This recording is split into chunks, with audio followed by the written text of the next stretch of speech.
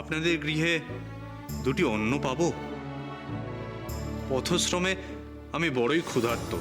ওনাকে বলো অতিথি নারায়ণ। ঘরে ঘরে অতিথিকে ভোজন দান করে আমরা ধন্য হব। দয়া করে উনি যেন আসন গ্রহণ করেন।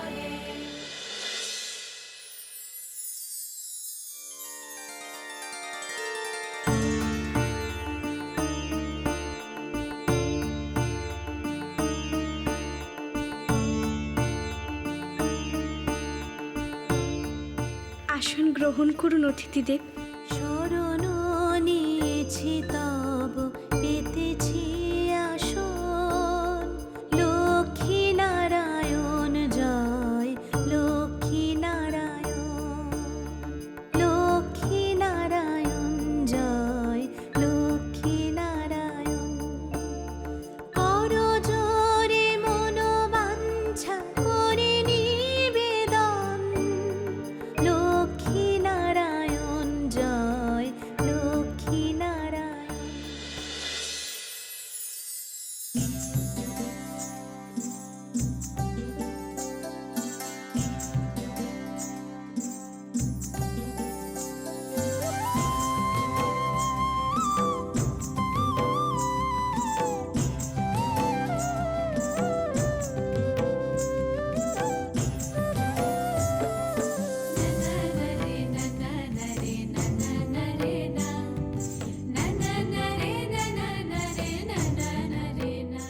আহা,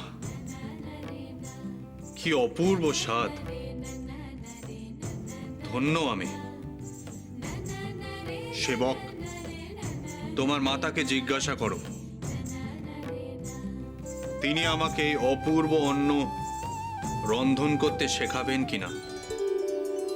সেবক, অতিথি নারায়ণকে বলো তার ভোজন গ্রহণে আমরা ধন্য হয়েছি। তার পক্ষে সুস্বাদু রন্ধন গ্রহণ করাই শ্রেয়। রন্ধন তার কার্য নয়।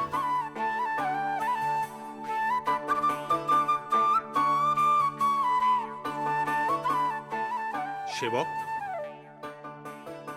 তোমার মাতাকে বলো, যদি তিনি আমাকে রন্ধন না শেখান তাহলে আমি যথার্থ তৃপ্ত হব না।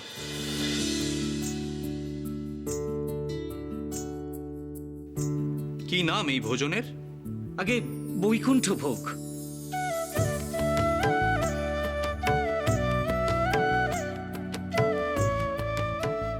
বৈকুণ্ঠ ভোগ? আগে মা স্বয়ং নারায়ণের ভক্ত কিনা, তাই স্বয়ং নারায়ণের নামেই সকল ভোজন রন্ধন করেন।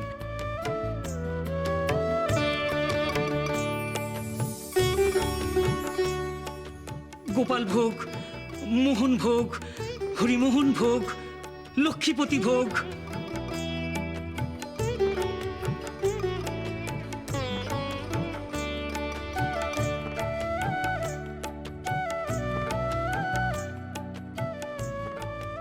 এই সকল রন্ধন প্রণালী আমি শিখব সেবক। তোমার মা নারায়ণ ভক্ত আর অতিথি নারায়ণ। নারায়ণকে ফিরিয়ে দিতে নেই। প্রভু, তুমি আমার কাছে রন্ধন শিক্ষা গ্রহণ করবে, এ আমার পরম সৌভাগ্য। আমি ধন্য হয়েছি প্রভু, ধন্য হয়েছি। তুমি সদা জয়ী হও, এই কামনাই করি আমি।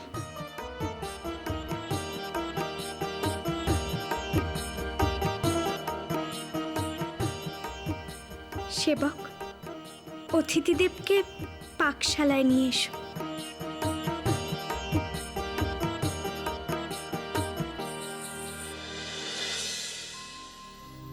হে দেবগণ, আমরা সকলে ধন্য। স্বয়ং জগৎপালক শ্রী বিষ্ণুর আলয়ে কাল এক মহাভোজে আমরা গমন করার সুযোগ পাব।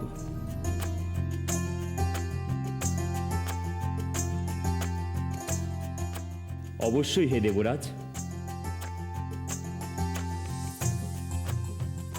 দেবী শ্রীলক্ষ্মীর হস্তের প্রসাদ অমৃত তুল্য। হে দেবরাজ, আমরা কাল এই মহাভোজের সঙ্গে যদি এক মহোৎসবের আয়োজন করি।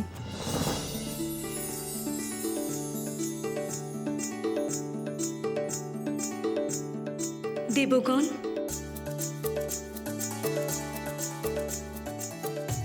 কাল শ্রীবিষ্ণু এবং শ্রীলক্ষ্মীর ফুলশয্যা, সে কথা বিস্তৃত হবেন না।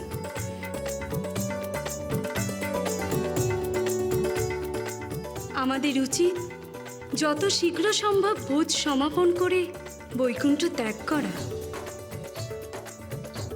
অবশ্যই হে দেবগণ, তবে এ কথা বিস্তৃত হলে চলবে না। সকল দেবগণ বৈকুণ্ঠলোকে অবস্থান করবেন, স্বর্গলোক অসুরক্ষিত থাকবে।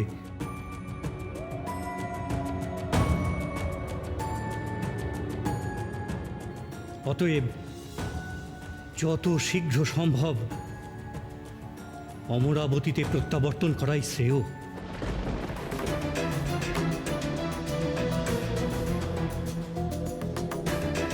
দেবগুরু,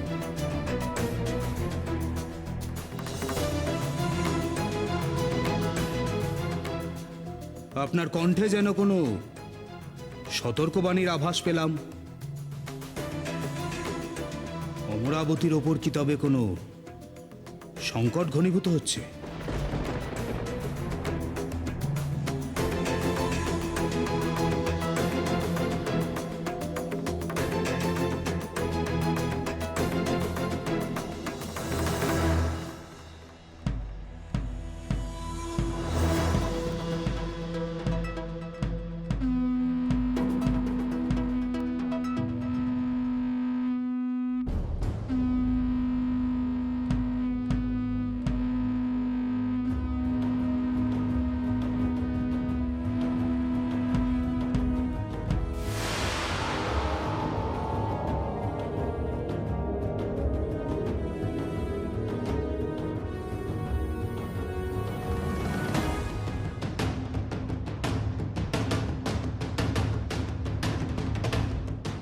এবার আমি ডামর বিদ্যা প্রয়োগ করা শুরু করব জড়তে।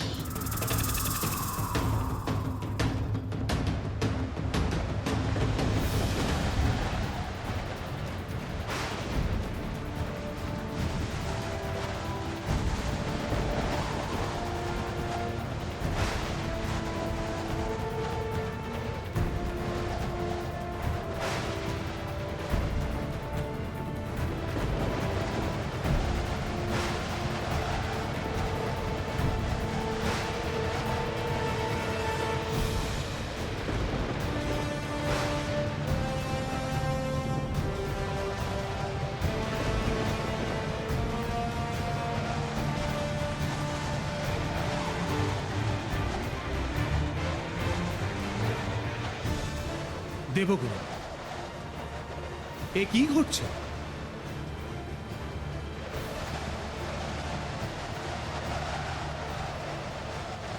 ইন্দ্রলোকে এমন বায়ু প্রবল হলো কেন? এ তো শুভ সংকেত নয়।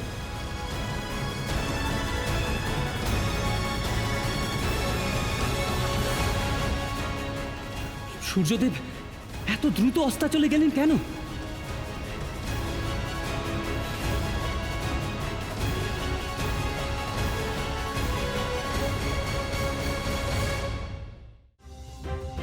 হে দেবগুরু, আপনি দয়া করে আমাদের সকলকে জানান,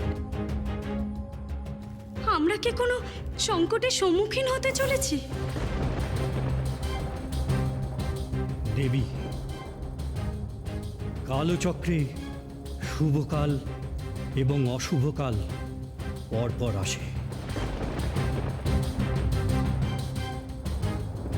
এতকাল দেবী শ্রীলক্ষ্মী স্বর্গলোকে অবস্থান করতেন, অমরাবতীর সুদিনও ছিল। বিবাহ সূত্রে দেবী বৈকুণ্ঠ নিবাসী হয়েছেন। কালচক্রে এ এক পরিবর্তন তো বটেই।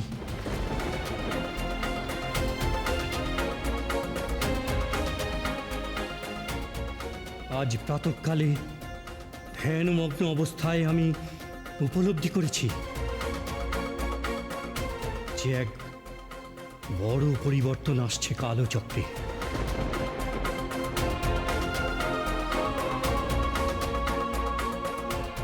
আমি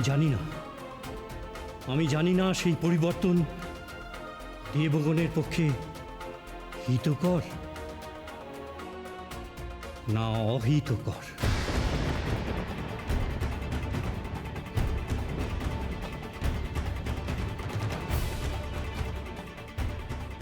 হে দেবগণ, শ্রীলক্ষ্মী বৈকুণ্ঠ নিবাসী হয়েছে, তার এক নতুন জীবন আরম্ভ হয়েছে। কিন্তু আমি তো এখনো এই স্বর্গলোকে অবস্থান করছি।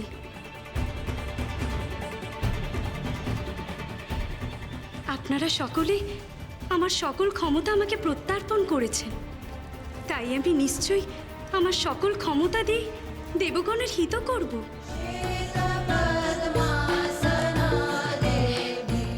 কাল অতি শুভ দিন দেবগণ।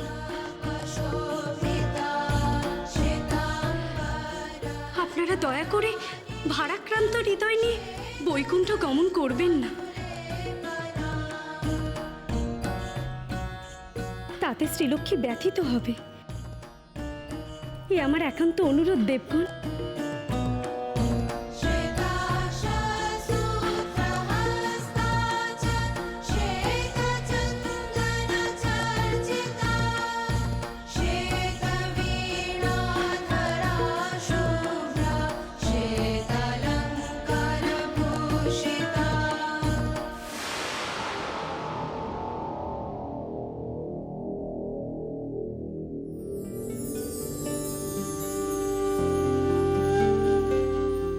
শ্রী, শ্রী, কোথায় তুমি শ্রী? সারাদিন কোথায় ছিলে প্রভু? আমি এক বিশেষ কার্যে ব্যস্ত ছিলাম শ্রী। আমি উদ্বিগ্ন বোধ করছিলাম, কাল এত অতিথি আসবে, কি আয়োজন হবে তার?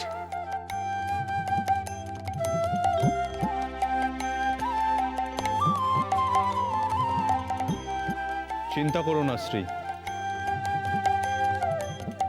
সব আয়োজন হয়ে যাবে। কাল তোমার জন্য প্রতীক্ষা করছে এক বিস্ময়। শ্রী, কাল তুমি আমার এক নতুন রূপ প্রত্যক্ষ করবে।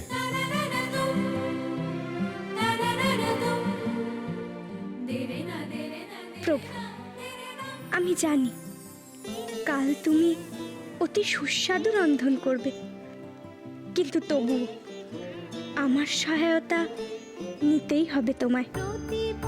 তুমি তো বলেছিলে প্রভু যে আমি তোমার শক্তি। কাল পুনর্বার প্রমাণিত হবে যে লক্ষ্মী বিনা নারায়ণ অসম্পূর্ণ।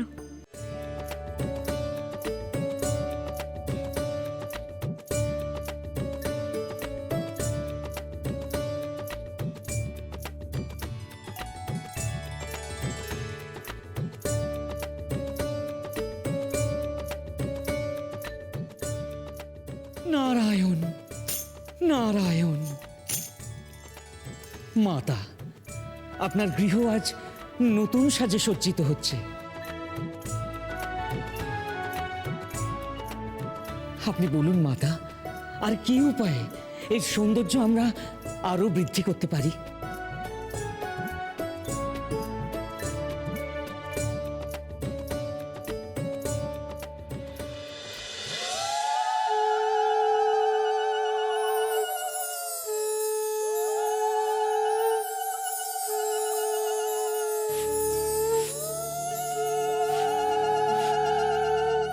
এসো মা লক্ষ্মী, বসো মা লক্ষ্মী, থাকো মা লক্ষ্মী ঘরে ঘরে।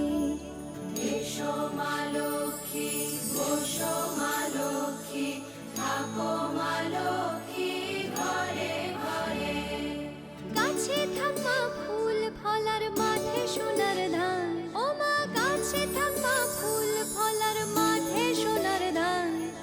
দুধে ভাতে বেঁচে থাক মা তোমার সন্তান, ও মা তোমার সন্তান। এসো মা লক্ষ্মী, বসো মা লক্ষ্মী, এসো মা লক্ষ্মী।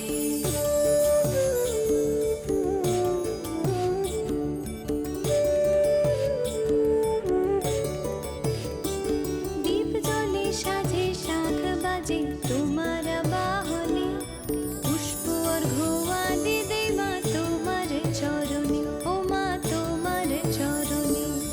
যে বানারে পূজে তোমায় যে বাজন স্বরে, যে বানারে পূজে তোমায় যে বাজন স্বরে। তুমি মাতার মনোবাঞ্ছা দাও পূর্ণ করে, ও মা দাও পূর্ণ করে। ওহো ওহো, অপূর্ব মাতা, অপূর্ব।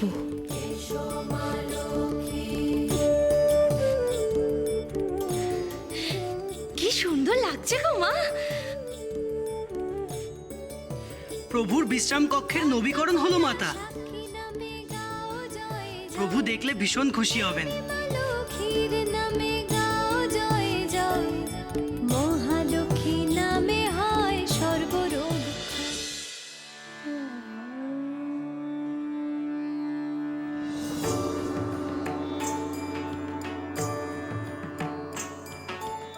চলুন পিতা।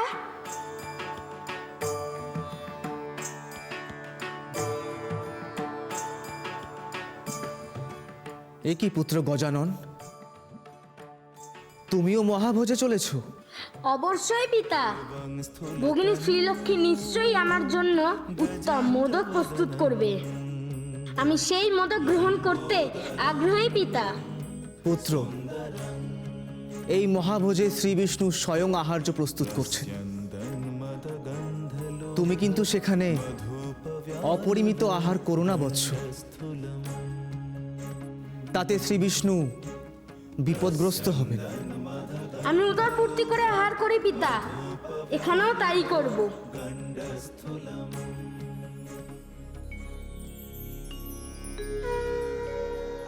সখা, আজ কিন্তু বিঘ্নেশ্বর বৈকুণ্ঠে এক মহাবিঘ্নের সৃষ্টি করতে পারে, প্রস্তুত থেকো।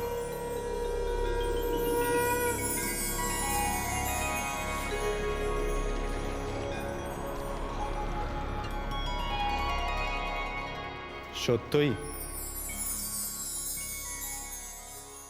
অপূর্ব হয়েছে শ্রী।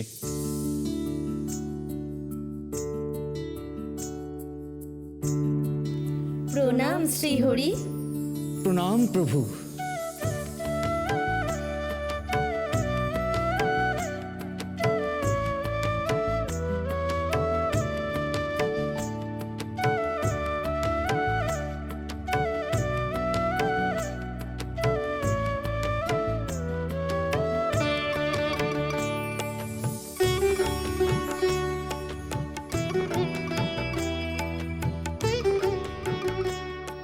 তোমার হাতের স্পর্শে সবই সৌন্দর্যময় শ্রী।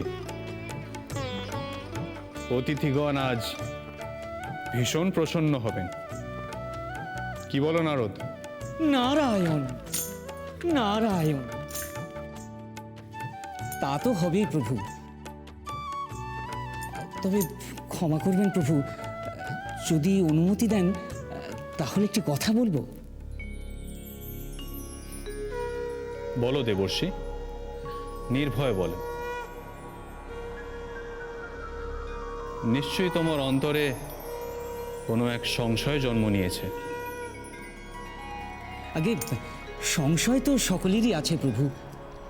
আজ সকল দেবতাগণ বৈকুণ্ঠে আমন্ত্রিত, কিন্তু প্রভু তাঁরা সকলে কি আজ শুধু এই সৌন্দর্য দেখেই মুগ্ধ হবেন? ভোজনের আয়োজন তো। নারদ, তুমি কি ভাবছো? আমি অতিথিদের অভুক্ত রাখব? অতিথিরা এমন ভোজন করবেন যে কোনো কালেই এই মহাভোজের কথা বিস্মৃত হবেন না। এ কথা তুমি মিলিয়ে নিও। অবশ্যই প্রভু। তোমার প্রস্তুত করা আহারের স্বাদই আজ ভিন্ন হতে চলেছে। আমার বিশ্বাস সেই আহার গ্রহণ করে সকলে ধন্য হবেন।